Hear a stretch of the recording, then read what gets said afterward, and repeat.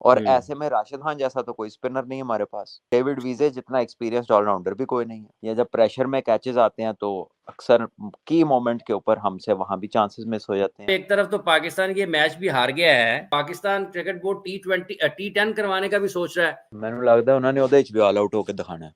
देखिए पाकिस्तान के बॉलर 200 से नीचे आ ही नहीं रहे, तो क्या ये कामयाबी है? पाकिस्तान के बैटर्स जो हैं वो सेट होके आउट हो जाते हैं, तो क्या ये बैटिंग की कामयाबी है? अस्सलाम वालेकुम भट्ट साहेब। वालेकुम अस्सलाम आफिज जी, क्या हाल है? भट्ट साहब खैरियत से हैं? भट्ट साहब एक तरफ तो पाकिस्तान ये मैच भी हार गया है, लेकिन पाकिस्तान क्रिकेट बोर्ड T10 करवाने का भी सोच रहा है। ਮੈਨੂੰ ਲੱਗਦਾ ਉਹਨਾਂ ਨੇ ਉਹਦੇ ਵਿੱਚ ਵੀ ਆਲ ਆਊਟ ਹੋ ਕੇ ਦਿਖਾਣਾ ਹੈ।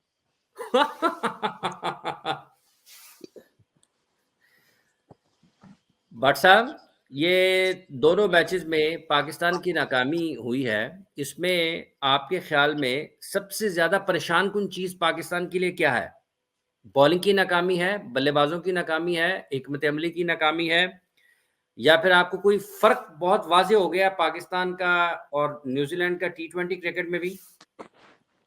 देखिए पाकिस्तान की बात करते हैं, न्यूजीलैंड तो जैसा खेलती है वैसा ही खेल रही है।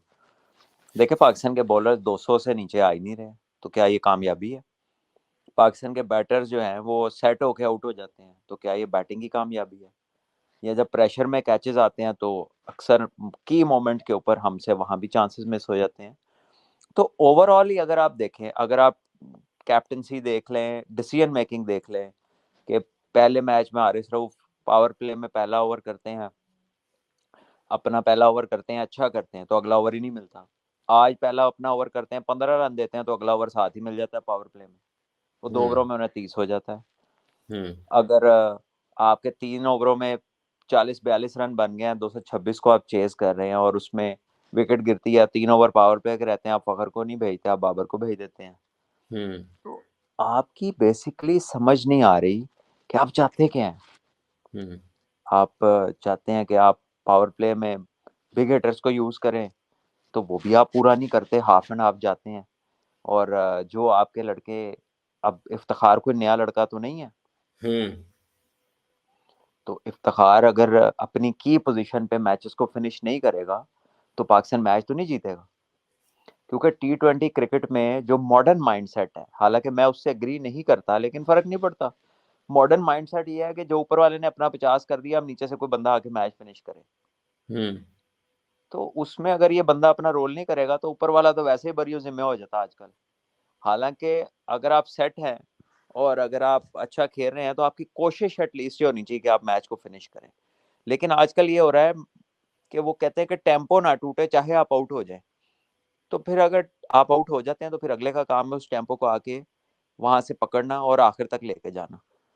वो हम्म। इफ्तिखार नहीं कर पा रहे, उसी की तलाश में, मिडिल ऑर्डर में कोई पावर हिटिंग की तलाश में आप आजम खान को लाए।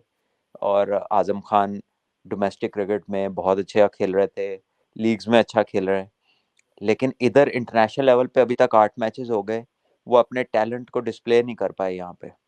हम्म। तो ये भी टीम के लिए परेशानी का बायस है और इसी वजह से पाकिस्तान मैच नहीं जीत रहा।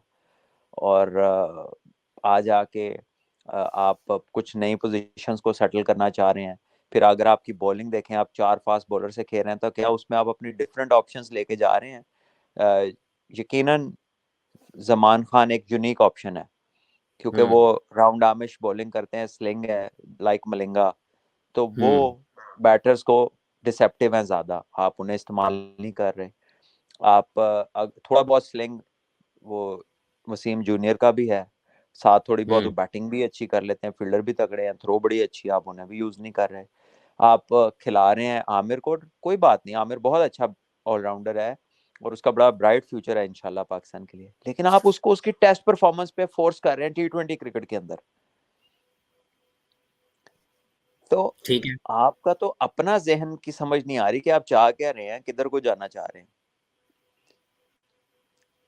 तो अगर भैया, अगर आपके पास ऑलराउंडर कोई नहीं है तो जितनी बैटिंग ये करता है उतनी वसीम भी कर लेता है, और इन दोनों से बहुत बेहतर बॉलिंग डेथ में या डिसेप्टिव बॉलिंग वो जमान खान कर लेते हैं।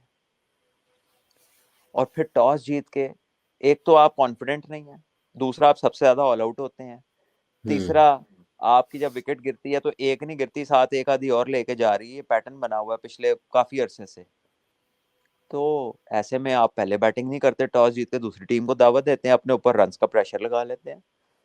तो ये सारी चीजें जो है ये तो यही बताती हैं कि आप जो हैं वो mentally you are not at in a good place. ठीक है।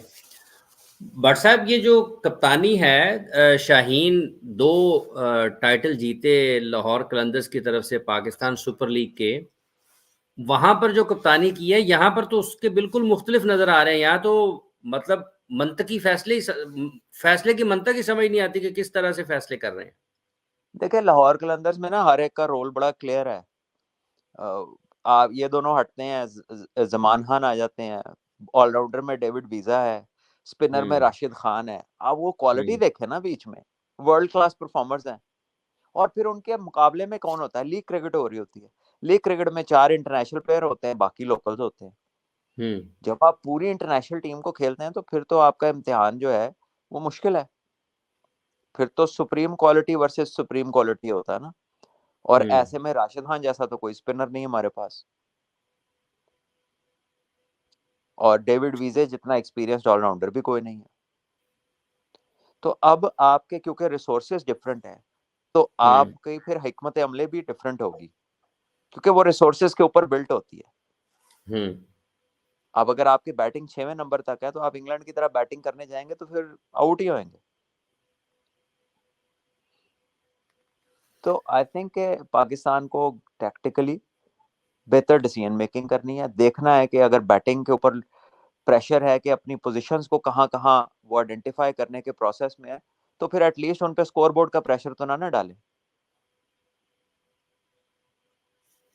और जिस बॉलिंग को दूस- आप सारी दुनिया में कहते नहीं थकते कि हमारी सबसे अच्छी, हमारी सबसे अच्छी, तो फिर उन्हें क्या मैच तो जिताए ना कोई। ये तो अजीब 12 दरी वाला माइंडसेट है कि यार ओवर में अगर 10-12 हुआ तो समझो मेडन ओवर है। वो तो सीमेंट की क्रिकेट है भाई, उधर तो समझ आती है 200-250 स्कोर का हो जाना। ये प्रॉपर क्रिकेट में रोजाना 200 हो रहा है, तो ये तो जस्टिफाइबल नहीं है। और आपको हो रहा है, न्यूजीलैंड तो नहीं करने दे रही आपको।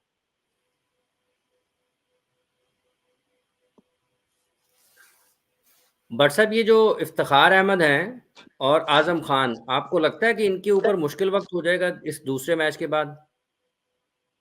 मेरा ख्याल है कि एक पूरी सीरीज इन्हें दे देनी चाहिए, अगर ताकि वो भी जस्टिफाइड हो और आप भी जस्टिफाइड हो।